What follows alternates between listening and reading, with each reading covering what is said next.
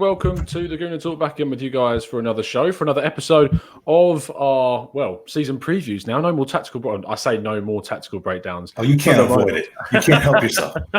I know. And this is new, isn't it? Like you've never seen this side of the podcast really, because it's usually one person speaks and you see them and then another person speaks. But Google Hangouts is done. It's finished. It's over. And so you never liked it anyway. It let us down so many times. So the amount of times that let us down. So now we've moved on to, as you can see in the top right-hand corner of your screen, StreamYard. So for anyone who's looking to stream this season, it's basically going to be here. What it looks like is a free version, paid version, whatever you want to do. But this is what it's going to look like. If there's 4 people, you'll be able to see all of us at the same time. You lucky people. And I can do this and show people's comments on the screen. So even in Canoe 3A, nice to see you. And I can do that throughout the show, which is quite cool. VCC says, hey. And OA says, will Pepe play tomorrow? Well, that's a good question that we can talk about in a little bit. But I'm joined, as you can already see, by Mike. How you doing, pal? I'm doing great. How you doing, buddy? Yeah, very good, mate. Very good. It's good to be your guinea pig on StreamYard. I know, yeah. She was like, well, I sat down obviously with Danny the other day, but you are here to sort of ruin the first ever show, which is nice. That's good. I like to ruin things. But yeah, obviously, let's talk about, obviously, we're here to talk about pre-season, talk about transfers, talk about what's going to happen in the coming weeks, which seems exciting but daunting at the same time. But of course, you actually saw the Gunners quite a lot out in the US because you live there, if you couldn't tell by Mike's accent, if you've never seen Mike before. But how was it? How was pre-season? What did you get up to? What did you do? I'll tell you, for those of you that follow the team home and away overseas, I mean, I guess the best comparison you can make to it is a Euro away day, which I've been lucky enough to be on a few of as well. And it's just not the same, and it's not the same in such a wonderful way. I mean, people around the States often say, why would I fly and spend the money in the hotel and all that to go see meaningless exhibition games around the U.S. when really it's not any cheaper than flying over across the pond and going to a game at the Emirates. And, if you have to make the choice between the two, I guess that's pretty clear. But a summer tour in the States is about so much more than just the football. I mean, there's parties constantly. There's people that you see and reunite with. And it's just, I can't recommend it enough. The games don't matter, but the games are really not the primary attraction for so many people. So couldn't recommend it more. Obviously, we had a hell of a time, a killer couple of weeks in Denver, LA, Charlotte, DC. Had a little bit of fan fun, little bit of media fun, living the Tom Canton dream. Beyond levels, that was. Yeah, you've been working your entire life to achieve the goals that we fell into over the course of 2 weeks. Jadon Sancho just got tripped off of the pitch after he had been subbed out. Something weird just happened. I'm sure that'll be on YouTube anytime soon. So of all the games then, and obviously you went to a fair few, who really stood out in pre-season for you? Was there any youngsters that were coming through, or any like players that people have been criticised and didn't think they were going to step up this season and really did outshine the rest? Not hinting at anyone whatsoever. Yeah. No, anyone that the esteemed host may have said was finished and done and would never make it, that deserves a Ballon de Summer or. I didn't say this. Can I just? This is not true. But Mike's getting at the point that I apparently said Joe Willock was done. That's not what I said. It's not Joe Willock. It's not Joe Willock. Eddie Nketiah was the star of this tour. I mean, yes, he scored a couple goals. Yes, he looked pretty composed. He got himself in very dangerous positions, which I think is his strength. I mean, he gets into positions where you really have to cock it up in order to not score, which he's been known to do. I mean, just between the goal at the end against Bayern, the composed finish against Fiorentina, and the whole Eddie craze, he was the fan favorite for the whole summer. There's no question about it. I mean, just the chance of Eddie and the whole Eddie Murphy comparisons, and it's just a fun time for him. And I hope that continues into the season, because he really can and should be, pending what the new Pepe signing ends up doing to his role. I mean, he could be the new Danny Welbeck. I mean, Eddie Nketiah for me is now a world-class player. There's no doubt about that. No, just to say about the Nketiah, to clarify my words before they're completely tarnished. I, speaking honestly, was not impressed with how he had performed in the cup competitions. I thought he hasn't really taken his chance. And so it was really important that he took his chance during this off season. And it's so key that he did that. And he did. So originally we thought he was going to go into Charlton on loan. That was the big rumour. My other half was getting extremely excited about that because they were going to see Eddie playing for Charlton. But then it now seems that we're in a stage where he's going to be in for the season. He's going to be back up to Lacazette and Aubameyang. We're going to see him in the Europa League games. So I'm looking forward to seeing what he does this season, but I'm more looking forward to the player that I mentioned beforehand, which is Joe Willock. Now, Joe Willock obviously came on the scene last year. I think even to say last year was more of a breakout season for him, in fact, because he came on, scored against Blackpool, showed people what he was about, was put into the Europa League side, came on even though we lost, came on in the Europa League final, which obviously shows the amount of confidence that the manager has in him. But for you, what was like your favourite part of seeing the youngsters out in the US over the summer? Was it seeing someone new like Martinelli, or was it seeing someone like Willock come through and really impress?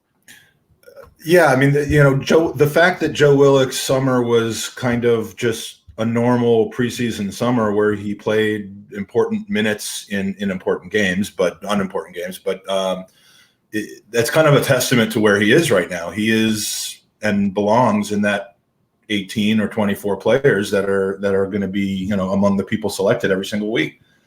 And he doesn't look out of place.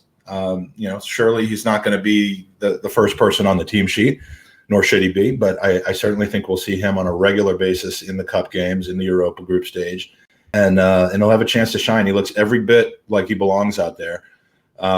I don't know if Andy told you this or not, but my one Andy doesn't tell me anything. Well, he likes to tell stories when they involve me being completely embarrassing. But sure. But I had since we had media credentials for the games, we had some access that we normally wouldn't have had, and me being the preparer that I am, wrote down about 3 pages of questions that if I had the opportunity in a one-on-one session or in a mixed zone to ask these players, I would ask them.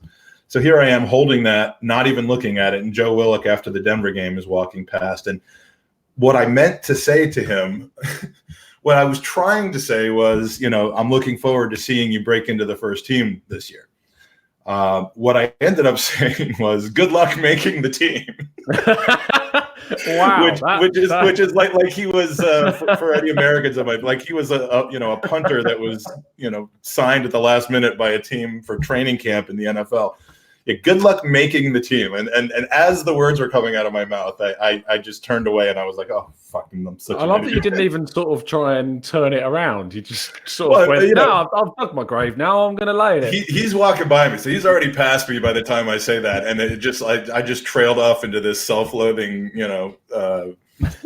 just embarrassment, and that was about 20 or 30 minutes after the biggest interview that we had ever had. So forgive me for that. Yeah, Bulgarian Gooner says classic Mike. Yeah, sticking my foot in my mouth, doing something stupid, pieces of clothing falling off. Those are all classic Mike.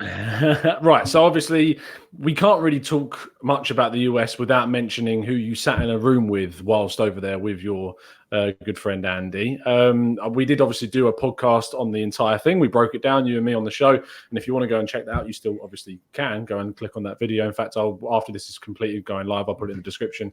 But Mike, briefly, what was it like being in a room with Josh Kroenke? Was it, because I can imagine for many Arsenal fans, they want to go in there quite angry. They want to go in there with quite pent-up frustration. How did you tackle it, and how did you feel coming out of it? Well, there was about 40 minutes notice that it was going to happen. It was nothing that we expected to be the case. We certainly had tried in vain to reach out beforehand to have a one-on-one with Josh while we were in Denver, but there was no feedback, no anything. But what really got it started was this, the we care to you. I thought you were pointing at me. No, I'm trying to. What's next to you? Do you care, Tom? Yes, but I woke up at about 4:00 in the morning Denver time to just a barrage of tweets and retweets and all of this coming from the from the We Care to You movement, and that night was the game in Denver against the Colorado Rapids. So The timing couldn't have been better. There was a clear desire for the team to have some sort of response. It was clear that they had read it and what we thought was going to happen. And when I say we, I'm talking about, the 5 people who were kind of covering this game from a media standpoint. John Cross, a guy from The Sun who I don't even want to give credit to his name, and then James from Football London, James Benge, were really the only journalists that were covering the game. It was a pretty light press box. So, and I say use the word journalist very lightly because then there was Andy and Andy and me, sorry. But the kind of desire was to get a comment, a statement. What do you think of this? What do you think of this movement, this letter that was written from somebody on the staff? And ultimately what it turned into was guys come back at halftime and Vinay will come up and, give you guys a statement, answer some questions. We came back at halftime and in walks Josh with Vinay and Raul on either side. We walk into a room. He says, okay, we're gonna do this as long as halftime is, and just shoot, ask me whatever you want. And that's why we not to get too repetitive from the conversation we had before about it, but the reason we ended up putting out the transcript and then ultimately a couple days later putting out the audio is because we just wanted to share what it was like being in the room with somebody that almost never talks. We've never really heard say anything about Arsenal. Had just a couple days earlier been pictured wearing a Rams shirt around a bunch of Arsenal people. That annoyed a lot of people. It did, and it was bad optics. It was a joint training exercise with the or not training exercise, charity exercise with the Rams and the Arsenal. But it doesn't matter. The optics were bad, and then here comes the "We Care, Do You" thing, and I felt as though he was affected by it. He was hurt by it. I think he has something to prove. And, I've been saying for a long time, Josh and Stan are not the same person. They may operate under the same umbrella, but their attitudes about sports and about winning and the level of connection that they have, as demonstrated in their U.S. sports teams, is very different. And, is he the best owner that a team could possibly have? Is he, ready to do whatever has to be done to win and just take massive risks like Roman Abramovich did or like Manchester City has done? No, that's just not what we have. But to say that he doesn't care and that there's no money being spent, I think they're working on turning that around. Right. In terms, obviously, if you want to check out a little bit more about what Mike did with Josh Kroenke, you can check out on his channel, which will be linked in the description, which was the full transcript of what went down with you guys. You recorded the conversation, you put out on the channel. And obviously, if you want to see a breakdown of that, you can see it with both on Mike's channel and mine with Mike. And please do go check out those videos. But moving on from that then, obviously preseason was great. I think it was a great success. A lot of players came out of it with a lot more confidence, a lot more game time, and players like Mesut Ozil, I think, really showed people that he's still up for the fight and wants to play. And even though people are very frustrated by him, clearly there's still a lot of ability there for us to harness and use if we can use it properly. But I want to talk about transfers because it's something that obviously everyone loves talking about is transfers.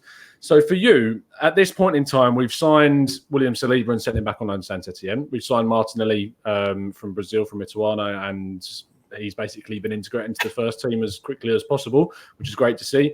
We've obviously been signing Nicolas Pepe, which is a fantastic signing. We've signed Dani Ceballos from Real Madrid. Out of 10 at this stage, with no further signings, don't consider them at all, whether you think they'll be coming or not. Out of 10, what do you rate it?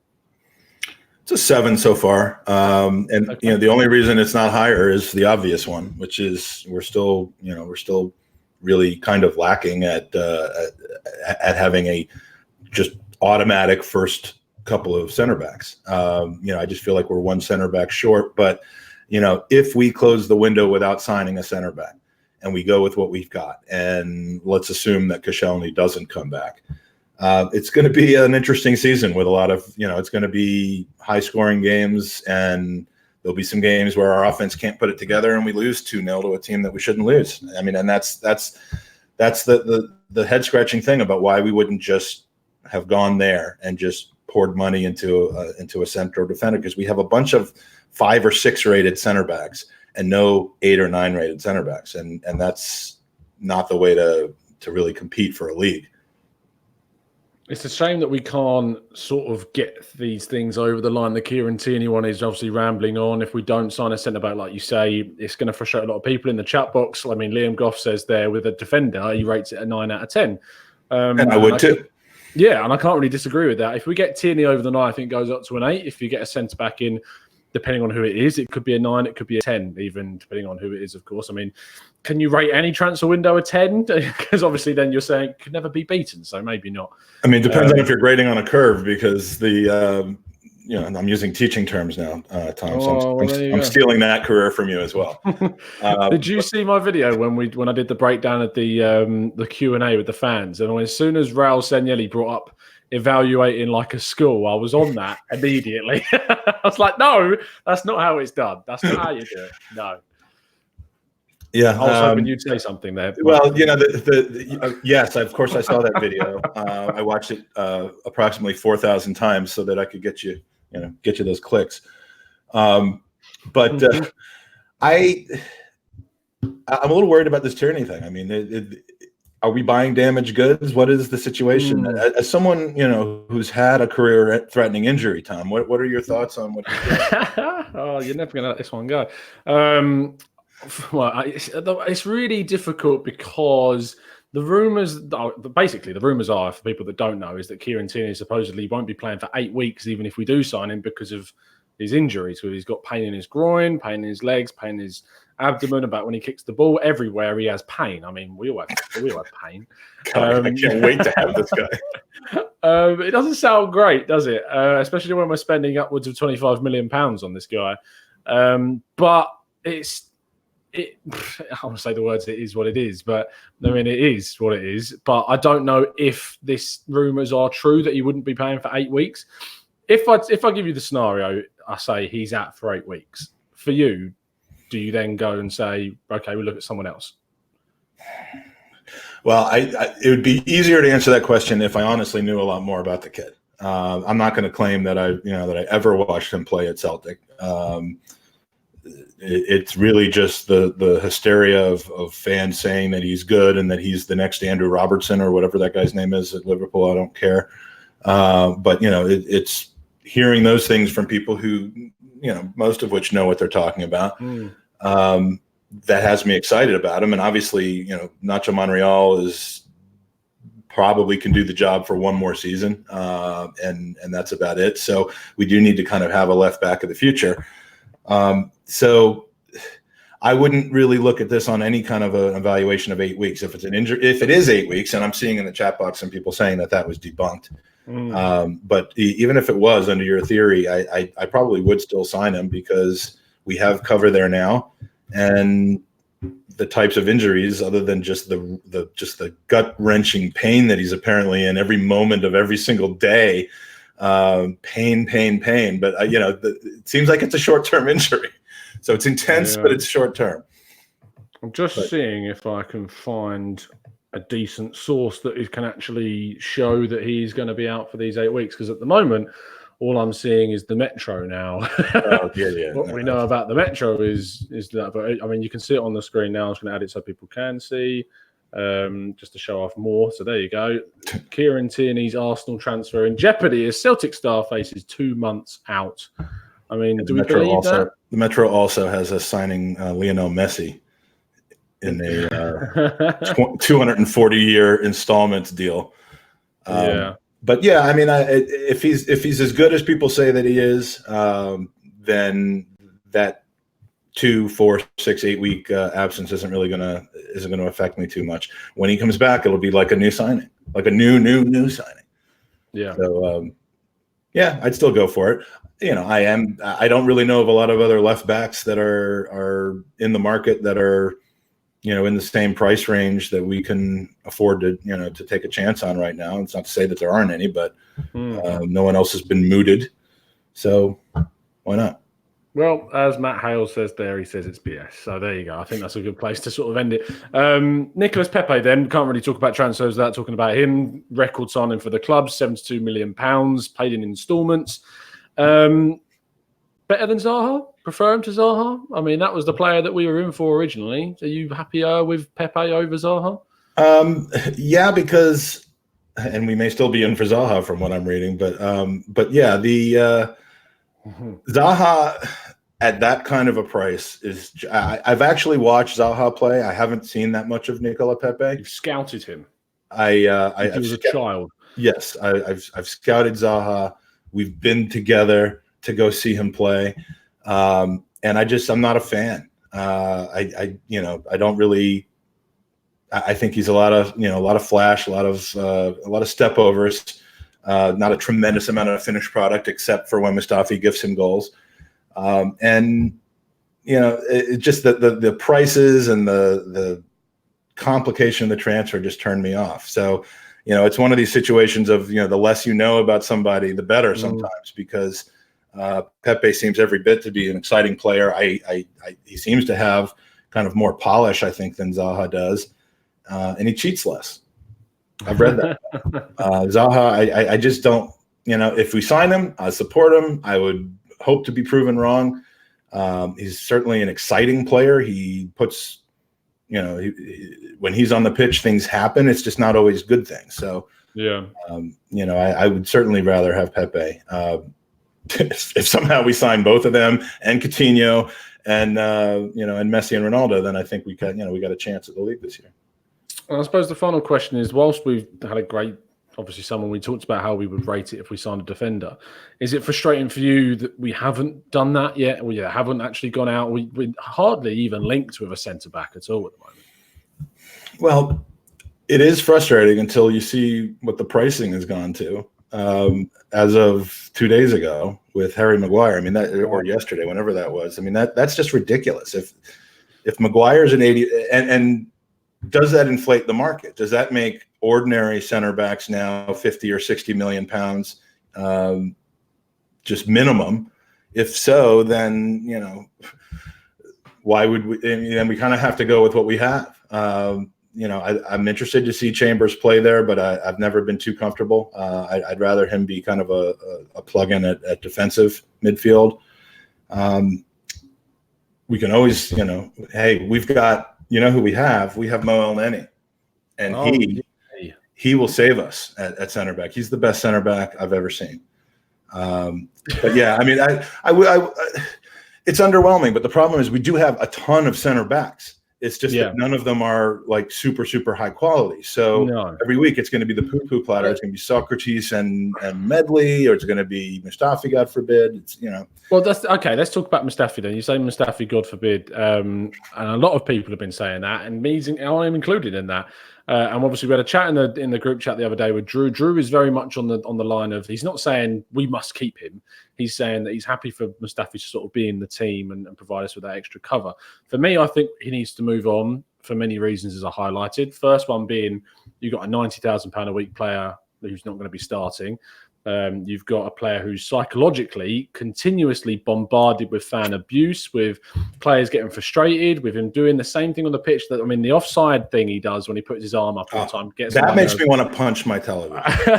That is my biggest problem with him. It's not even anything technical, and it rarely is with me. There's usually some off the pitch thing or drama, but for me, it's Mustafi's, who, me? No, couldn't have been. Type of attitude that a lack of responsibility. It is a loser attitude, and we need to flush loser attitudes out of this squad.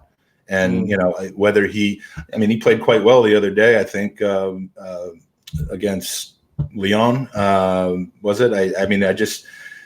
He's capable of good performances. Well, he's got better stats than Harry Maguire, who's going for £80 million. So. Yeah, I love that. There's something out there for every contrarian that wants to prove that there's an agenda. And this is with Ozil, it's the case. With Xhaka, it's the case. With Mustafi, it can be the case. There's always something, but you can't beat the eye test and the gut instinct. And my gut instinct, I have no reason. I have no agenda against Mustafi. And frankly, I spend most of my time railing on him as a joke about how often people rail at him. Yeah. But the truth is, I think he needs to go. And he's just symbolizes something in this squad that is needing to be changed. And I don't see any sign of him being sold. There have been rumors. The Monaco thing I did have a strong reaction in my pants when I saw that. But I mean, it's just all bullshit, though. He needs to go. Yeah. Has Drew convinced you that it's No, he's not convinced me. It's just I don't want to sell him and then us not bring anyone in, which I can see happening. Because obviously he is. I mean, don't get me wrong. I think the likes of Mavropanos has got a great potential, but I'd put Mustafi in the team ahead of Mavropanos right now. And maybe people would say I'm mad for saying that, but no, I'd agree with that. I think it's naive to say that you'd rather have Mavropanos in because you are ignoring the facts of what Mustafi can do. Ben says there, I can see Mustafi staying and playing cover if Ainsley Maitland-Niles gets injured before Hector comes in. But we've seen him play at right back before. I thought that was going to be a great thing for him. It couldn't have gone worse. No, it didn't. It went awful. It was so bad. And the crosses, was it against Spurs? I think it was against Spurs at Wembley. I blocked it. And the crosses he was putting in were awful. The passing was poor. It's just not a scenario. It's he would put in a cross that would sail into Rosette, and I don't have my bell, and then he would put his hands up like it was somebody else's fault. I mean, that's just go.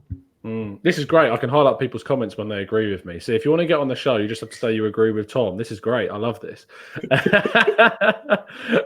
Stick says Mustafi's confidence must be in bits. He knows how much, or he must know how much he's getting so much negative. I'll tell you, it didn't come across that way because one of the most notable things in these fan events and being on the pitch for open training sessions and stuff while they were in the States is that Mustafi fancies himself like the next Bellerin as far as, I mean, walking around with these sunglasses and I mean, I don't even know how to describe it, but he seemed like he was either super confident and just like living the dream, or he was putting on an act to try to, because he wasn't. I mean, at a fan event, he got kind of the murmurs. I'm not going to call him boos, but like when he was introduced as being one of the 6 people on the stage, at a fan event in Los Angeles, there was like murmuring, not cheering, not excitement, and but yeah, he was quite the fashion plate, kind of walking around cocky, and I'm just like, dude, go. I kept hoping he would just get lost and stay in LA. I mean, I'm sure he could make one of the LA MLS teams. Oh, Galaxy at the moment. I mean, well, to be fair, they're letting in goals like for fun, so maybe not. He'd fit right in. He would, to be fair, he would. Let's answer some questions. If you've got some questions, please throw them in the chat box so we can answer some of those. Mem27 says, do you think Nelson will be converted to a left wing? Because throughout the summer, Emery has preferred to play him on the left. And do you think this means that he'll become an inverted winger? Mike, what do you think on that? He did seem to be on the left a lot. Every time we saw Lacazette and Aubameyang on the pitch at the same time, Aubameyang was out right and did really quite well there. Despite what Drew always says. But I mean, Nelson's got to have a chance to play. So, I mean, I think he can play, again, I didn't study him. I didn't watch him at Hoffenheim all, the first half of last season when he was really getting more minutes. But he certainly looks assured of himself and looks perfectly comfortable there on the left. So we just have so many options at this point up front. Especially when you consider that we've added Reece Nelson, Martinelli, Willock, and Nketiah to the people who are not going out on loan presumably and will be available every week. Not to mention the first choice people we have to be able to put in those situations. So I mean, I just it'll be interesting to see. And I think it'll be part of the first 3 months of the season. The most fascinating thing is to see how we line up on a regular basis and who's getting those minutes, because there's a lot of people fighting for them right now. And that's the way it should be. We shouldn't have such a drop off between our first choice and our second choice, in any position. The drop off between playing Bellerin or Maitland-Niles and then going to Lichtsteiner, or dropping off in a centre midfield role from going to like Ramsey to going to Guendouzi. Like they were just, the drop-offs were too much, as you were saying. Like even going from Aubameyang and Lacazette, if you want to bring on someone, we only really had Eddie. Like now you've got Pepe who plays on the wing but has played as a more central player for Lille in the past. So you've now got extra options in that. And does Martinelli play? Can he can play in a more central role, but he's more naturally a left winger, yeah. So it's just good to get those options. Martinelli in his first game against Colorado Rapids was played on the right wing, for instance. So you've got all those options now, which is obviously good. Dan then asked the question, who is a realistic centre-back that you think we could possibly get? Who was the guy that you were talking about his 10 million release clause from? Calero from Valladolid. Yeah, he's gone a bit quiet on that front, to be fair. So he's not going to be your latest discovery? He's one of those. He was one of those players where I was like, in January, when I put the video out about him, I was like, oh, this guy's going to be great. But then he went completely quiet for the rest of the season. So nothing really happened. He put on Instagram he was in London, and that blew up on like the Metro. I mean, so, I would have been happy to see us chasing any. I mean, there are a variety of center backs of mid-table Premier League teams, English or at least British, center backs that are Premier League ready. And, these are the people I've been talking about for a while. Ake, Dunk, Maguire somehow got himself into a world-class, range of pricing that I don't think is well deserved at all. The thing about these Premier League defenders though is they don't inspire people. Like last season I was like, sign Johnny Evans, sign anyone, sign just if we've got. They don't inspire fans to be excited. No, they don't. But they Johnny don't have Evans to. They just have to inspire their teammates. Brilliant season. He had an amazing season, and the thing is, people disregarded it because it's Johnny Evans. Like, it's not Kalidou. He doesn't sound like Kalidou Koulibaly, right? Or Umtiti, which is that inspires people for different reasons. But there's a guy Connor Cody that the captain of Wolves played every single minute of every game last season. Wolves aren't in the position to be getting rid of their players, but why there's been no smoke around any of those people? I guess it's because they're happy at their current clubs and they're not pushing for moves. Yeah, people are asking in the chat about Issa Diop at West Ham. Like, he had a really good season, and like he is clearly a very good player. And it was a bit of a steal from them. I think they got him for about 20 million, and now he's worth double that. Just playing in the Premier League. All you need to do is play in the Premier League, and you double your value. I'd get double the views of my videos if I started playing in the Premier League. That's how it would work. Not when they saw your end product, but well, if I had you on the wing with your pace, mate, I think we'd be fine. Gab says you're rapid, mate. So he said I was rapid. I'm not rapid anymore. If there's a free pint at the bar, you might be a bit rapid again.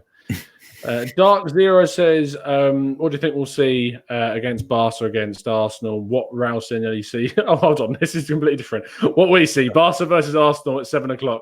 What Raul sees, Umtiti and Coutinho. So let's talk about the Coutinho thing quick. What's your thoughts on that? It's a bit of a mad one, isn't it? Yeah, I mean, are they just taking advantage of the fact that now we think that we can do everything? I mean, I am reading stuff that sounds almost realistic. Raul's the wild card because who knows what he's up to anymore. He's willing to deal with the agents that we weren't willing to deal with before. So any player is really on the table. A 2-year loan. I mean, how could we keep him out of the squad if we took him on loan for 2 years for £12 million or something? Not completely unreasonable like that. Do I believe that it's going to happen? No. Do I believe that there's absolutely nothing to the story? It's being completely made up? No. There's probably something to it, but I mean, it's just bizarre. In the video this morning that I did, I gave it a 5 out of 10 in terms of likeness, simply because I said if this was like 3 weeks ago, I would have been like 1 or 2 out of 10 that this will happen. But simply because of what we've seen and what Raul has led us to believe now, you just get given that false hope and that sort of that extra bit of encouragement that maybe, possibly this could happen. And then this has also led, of course, to the Umtiti thing as well, which is another player which, like Tierney, does like an injury or two during his time. Like Tierney and like Tom Canton. Yeah, every time. But thing with Umtiti is that he's a really good centre back. When he's fit and he's going, he's world class, and I have no reservations about saying that. When he was at Lyon, he was fantastic. When he played France in the World Cup, he was good. And it's the reason that Barcelona signed him was because he had been so good. And he's shown that in instances at he said Real Madrid then, at Barcelona. And in those games where he played, Barcelona looked more solid. They didn't look as vulnerable. They've looked at times that teams that can get at them. That's why you saw other teams throughout the league, like Valencia, scoring against them because they were vulnerable at the back when Umtiti wasn't playing. So to get this guy in, if we can get him playing, I mean, for the whole sort of injury-prone thing, I don't really let it bother me. I had Cameron Brooks, who I believe is our good friend Graham's son, DM me today saying, was I worried about Kieran Tierney being injury prone? And I said, for me, this injury prone is just sort of it's a happenstance. It will either happen or it won't. You've got no guarantee. A player will get injured or he won't. It doesn't really put so Abu Dhabi wasn't injury prone? No, of course he was injury prone. But what I'm saying is when he was playing, he was amazing. Well, yeah. There's a difference between someone not playing for years, but Umtiti isn't in that scenario. Jack Wilshere is a similar player. He was out for months and months and months. You wouldn't sign someone like that. Umtiti's been out for periods. It's not a prolonged injury. And if he comes back and we get him fit and we get him playing, there's no more likelihood for me that he gets injured over something. It's because it's just chance. You could say the same thing about Bellerin. You either win it or you don't. But I mean, Bellerin at this point has had 2 major injuries, and we're all sitting around saying, "Oh, can't wait till Bellerin gets back because he'll just slot right back into his." Remember, his first year after coming back from his first injury was not good. He just seemed like he came back a little too early and just had a mare. It wasn't until Lichtsteiner showed up and coached him up a little bit that he became better. But I mean, the injury. I just worry about a high-priced, high-ticket injury. Someone who has had injuries making the adjustment to the Premier League. I mean, it just seems like center backs who are from other leagues typically take quite a while to get accustomed to the Premier League game, and that's why I've been a proponent of more, even if we have to pay a little bit over the odds of getting a Premier League ready center back who kind of knows the tricks and tools of the trade and knows how to do it. Yeah, there don't seem to be any available, if they are, the price tag has been set in relation to where they compare to Harry Maguire. Of all people. Exactly. But obviously you have to factor in he's English and he's got a Premier League premium on him. But yeah, that's an insane. I'm saying pay the premium. Don't pay a £50 million premium. Don't pay 80 for a £30 million player. Money, at the end of the day, like I, when the club spends money on a player, I don't care. I care about the player. I don't care how much we've spent because it's not my money. It's their money. It only matters to the extent that it prevents us from doing other things. And I care about the wages sort of thing. Like that's the whole point of the We Care Do You is that it's about how we spend the money and how it's being put in different places. I ultimately don't care if we bring someone in because that's for me, we've got collateral. We brought in an acquisition. If it's wages like renewing Mesut Ozil's contract for £350,000, that's the type of thing we're talking about where we have issues with where money is being spent or the whole changing the backroom staff. Where is this going? Is it for the right reasons? We've clearly seen now that it was. Like the backroom staff are doing a great job. Clearly, we can see that Ivan Gazidis, there was huge issues when he was there. And now when obviously Arsene Wenger was at the club, we've now seen that his responsibilities that he had, where he would second guess himself about different transfers that would be like, I could have signed him. Now it's Raul Sanllehi and Edu and Vinay having consultations with the manager Unai Emery and saying, we like the look of this guy. Let's go out and do it. Let's go get him. You've got this job. You go do your thing and we'll get this deal done. And it's meant that we've been able to sign Saliba and getting Ceballos and getting Pepe and Raul's contacts with different clubs around Europe has been massively helpful with that. Edu's contacts with Brazil clearly got us that links with Martinelli, who's a really exciting youngster. So the change of the structure has definitely had an impact. But what's the really exciting thing is that I don't think we'll see the real potential of this setup until next summer when you've seen Edu's had a full year in the job and you've now got the whole setup in there collaborating synonymous or creating synergy with each other. And it will really work. And I can't. God willing, with a Champions League berth having been secured in the meantime. You'd hope so. Yeah, 100%. You'd hope so. I think that's a really good place to end things there, mate. I much appreciate you coming on, pal, as always. My pleasure. Thanks for having me on. No Looking forward to the fourth season of our show, and and finishing off our fundraiser, which is going strong right now. Goonersversuscancer.com as well. Little plug. Yep. Thank you. Description always, every single video I put that in there if I can. Appreciate that. And it's always nice to see how you've matured since since the old days. Yeah, I'm so glad you put that picture up of me from my first year of uni. I lovingly pulled it out of the closet of pictures, and you have like a stack of our guests' pictures. You got judges. Yeah, they're all like curled into like this little tube that the tube of love we call it, which that has multiple meanings, but yeah, and I pull you out when it's your turn, and I slap you up there on the cabinets, and off we go. Yeah. And then what I do after the show's over, I'm not going to reveal. But apparently, I look tan, according to Richard. No, that's just the lighting. I'm pale as anything. Trust me. The amount of times that I'll get told off about the lighting in my videos, or I'm doing it upstairs instead of in the conservatory, because the light shines on my face, and it's the conservatory. Yeah, what is that? The conservatory is like, is that like birds hang out and shit? No, it's like hold on. It's like a glass out thing, glass on the. Come on, you know what a conservatory is? Christ. Conservatory to me sounds like like a bird conservatory or like bird conservatory. Yes, we keep birds in here. Well, you keep one bird in there.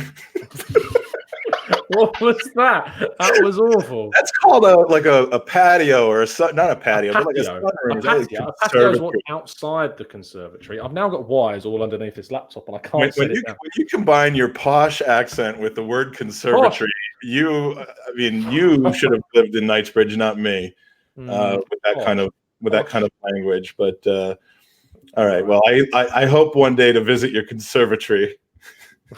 Martin Sheridan says I have a harem. Oh my God. Oh Jesus Christ. Oh, let's go before this gets out of hand. I have very much enjoyed your pleasure, Mark. I much appreciate it. I've very much enjoyed your pleasure. I've just said that's the word. Yeah. Your company is what I meant. That was supposed to remain off air. The things of mine that you enjoy should not be discussed on this podcast. Christ on a bike. The orange. This is great. We should just start to see what people think a conservatory is called. It's called the sunroom.